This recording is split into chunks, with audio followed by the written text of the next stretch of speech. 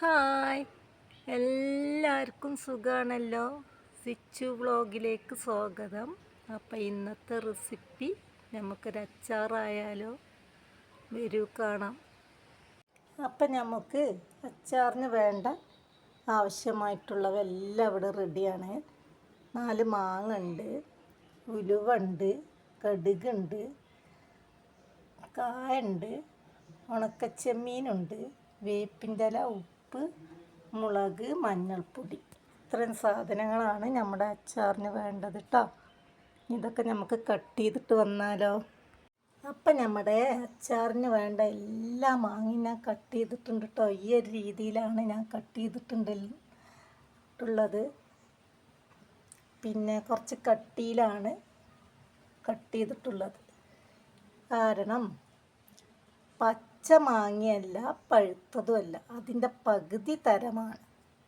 ഇതിന് നമ്മുടെ നാട്ടിൽ പറയും ചനച്ച മാങ്ങ എന്നാണ്. നിങ്ങളുടെ നാട്ടിലൊക്കെ എന്താ പറയുന്നത് എനിക്കറിയില്ല കേട്ടോ. അപ്പം ഈ ചനച്ച മാങ്ങ വെച്ചിട്ടാണ് നമ്മൾ ഈ അച്ചാറിടാൻ പോണത്. അപ്പം ഇതിൻ്റെ രുചി എന്ന് പറഞ്ഞാൽ പറയാൻ വയ്യ, അത്രക്കും രുചിയാണ്.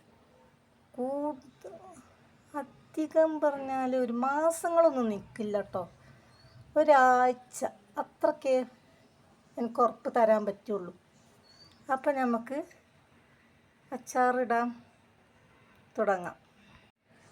അപ്പം നമ്മുടെ അച്ചാറിലെ രുചിക്കൂട്ടിൻ്റെ തലവന്മാരായ ഉലുവയെയും കടുകിനെയും ഇട്ട് നന്നായിട്ട് വറുത്തെടുക്കുക. ഒരു ബ്രൗൺ കളറാവണം.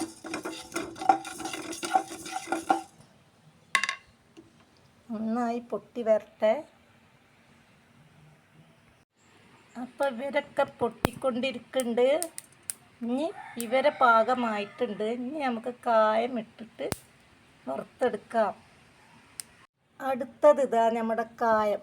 ഞാനാണ് ഇനി ഫസ്റ്റ് എന്നും പറഞ്ഞ് ചട്ടിയിൽ കടന്ന് വെന്തുകൊണ്ടിരിക്കുന്നു. കായവും റെഡി.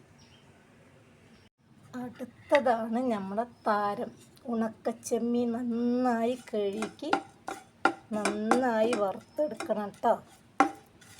ഉണക്കച്ചെമ്മീൻ നന്നായി ബ്രൗൺ കളറാവണ വരെ വറുത്തെടുക്കുക. നന്നായിട്ടൊന്ന് കളറ് മാറട്ടെ. അപ്പം നമ്മുടെ വെളുത്ത ചെമ്മീനിനെ നമ്മൾ ചുവന്ന കളറാക്കി എടുത്തിട്ടുണ്ട്. ഇനി എല്ലാവരും കൂടെ നമുക്ക് ഉരലിലിട്ട് ഇടിച്ച് ഭസ്മമാക്കി വരാം.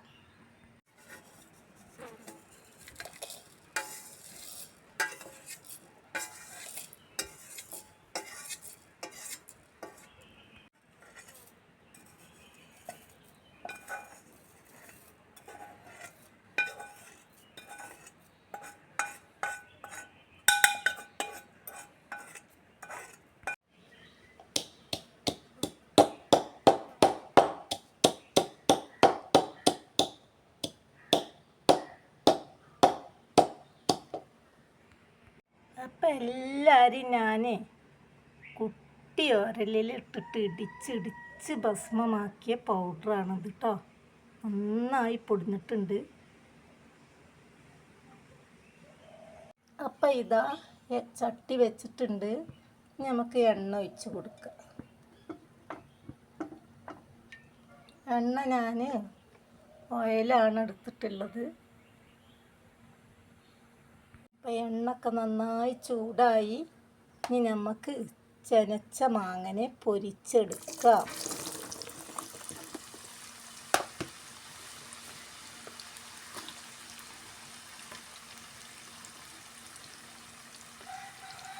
നന്നായി ഒന്ന് പൊരിഞ്ഞ് വരട്ടെ.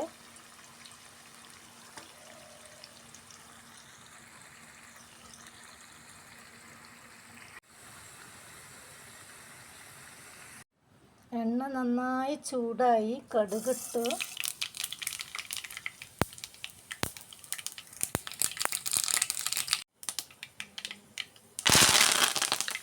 വേപ്പിൻ്റെ ഇല ഇട്ടു. പിന്നെ മുളക് പൊടി, മഞ്ഞൾപ്പൊടി,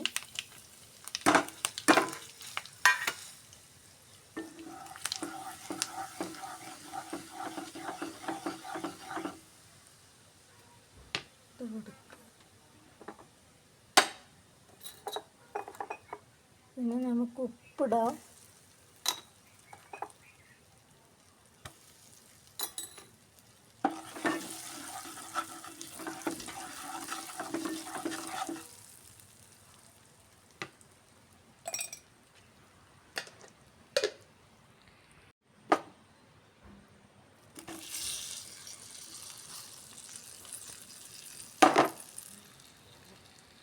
നമ്മൾ പൊരിച്ച് വെച്ചിട്ടുണ്ടായിരുന്ന മാങ്ങ ഇട്ടിട്ടോ നന്നായി ഇളക്കി കൊടുക്കുക. മാങ്ങൻ്റെ കളറൊക്കെ മാറിയിട്ടുണ്ട്.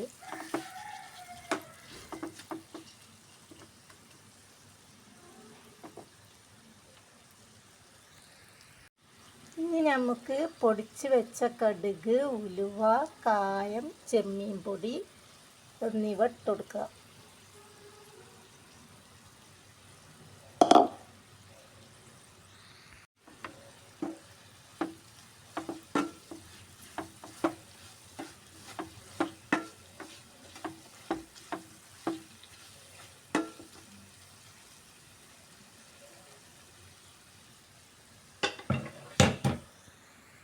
അച്ചാറിലേക്കില്ല സുർക്ക തിളപ്പിച്ചൊഴിക്കണം കേട്ടോ. എന്നാൽ അച്ചാർ കേട് വരില്ല. നന്നായി തിളച്ചിട്ട് അച്ചാറിലേക്ക് കുറച്ച് സുർക്ക ഒഴിച്ച് കൊടുക്കുക. അപ്പം തിളപ്പിച്ചാറിയ സുർക്ക ഒഴിക്കുന്നുണ്ട്.